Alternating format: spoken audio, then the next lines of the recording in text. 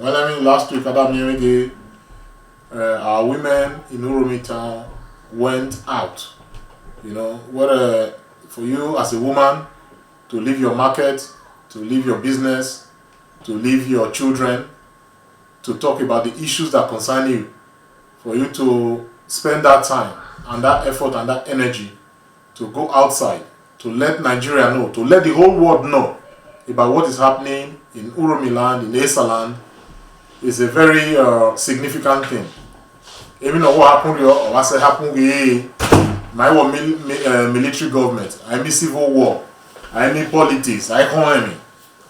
You know, this is the issue that have brought women out in a very strong and determined way to cry out about what is happening in this land. Well, for context, let us this matter of attacks in the bush, in the hinterland, has been ongoing. I remember for myself, there was a time the road from Ubiaja through Ebohimi and all the way to Nichobo, and then the other one from Ubiaja also towards Ebu and Ila to Asaba. That's an NDDC road that drastically cut the journey from Uromi to Onisha to about 40 minutes. You know, so when that road was open, I used to ply that road 2013, 2014, and 2015. Mekina go via around 2016. Uyome architect because of Fulani's herdsmen. You know that the kidnapping on that road has turned to something else, and that was about 4 years ago.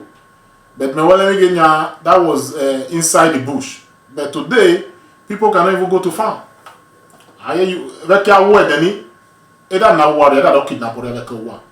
So the situation is it has gotten out of hand. Good evening, everyone. Yes, Ubokia, we can hear you clearly. Okay. My name is Guy Devohime. I'm from Afuda Ewoyi Uromi. I'm calling from Italy.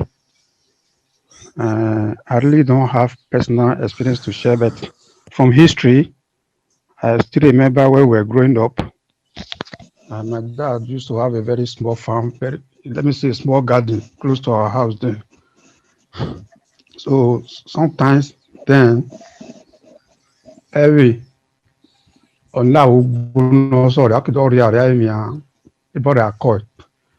so then I remember my father always want to know the owner of that goat. And most of the time the place is very small. You know all those people around, and you know the people that owns all those goats. And you go and make a report. And despite the fact that you fenced your farm, but this goat still find a way to go in and destroy your farm product. But by the time you go and make a report, you tell the owner that he should make sure you take care of his goat. Otherwise, if you see the goat around your farm again, you are going to kill the goat. So I noticed then, when the man hear that I'm going to kill your goat, he said that only goat so that's just about jumping on the fence or the whatever that is being used as barricade from anything to enter into the farm.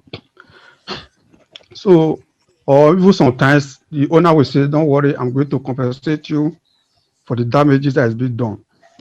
But in this case, it's just a different ball game entirely, because you look at it and you see that all those cow farmers and our cross farmers, they are all farmers. Everybody is looking for a way to make ends meet.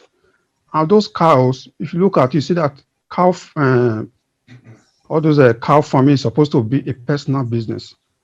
But now, our people that feel that maybe they have money to do this business, they are using it to oppress those of us or those other people that are just into petty farming. In the sense that other people don't do everything possible to farm other reunion, then at the end of it all, onu gbonye ada mi ebola that is worry, no that already working or elami cow working. But at the end of it all, onu gbo aki dun aki ria when the name of say cow a deal labor. So I feel that is oppressive. So our farmers, especially those animal husbandry, they need to look for alternative means to look for feed for their cow. They are not supposed to go to other people's farm and destroy it just because they feel that even upper hand or their traditional rulers or their government that the poor cannot even speak out. So to me, I feel that it's very dehumanizing.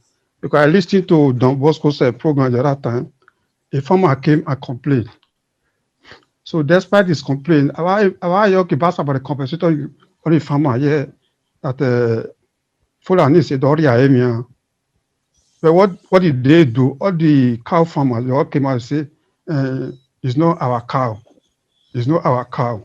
Other people from other places came from nowhere, from heaven, let me see, to bring their cow to destroy that man's farm.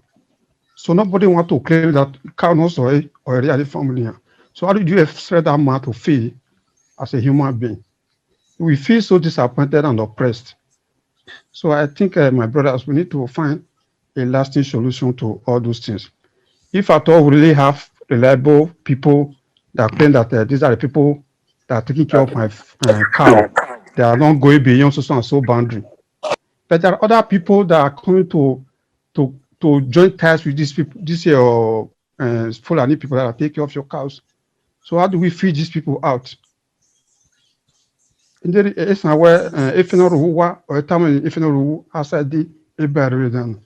I believe they are working hand in hand together to commit this havoc in our society.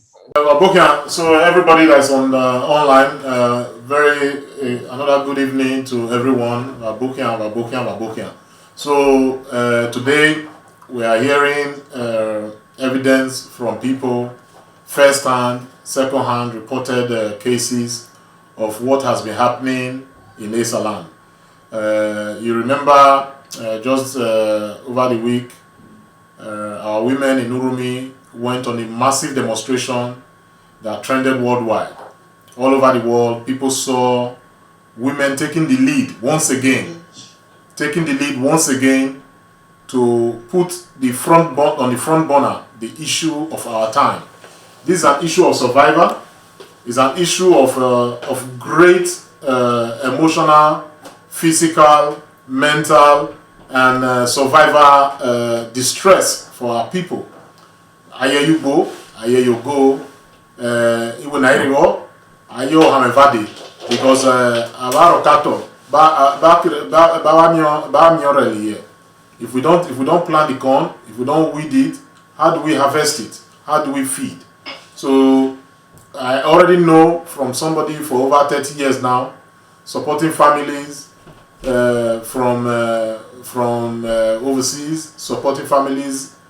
This is the worst. This is the worst that people are facing. So we still have time for us to listen to experiences.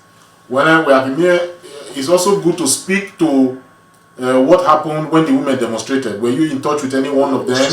Did you speak to them? Were you there yourself? So please just indicate, and so that you can speak to this matter as we continue to open up this discussion.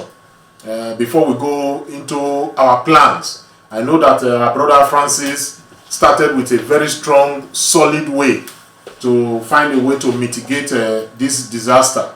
But we'll go into that strategic planning session very soon.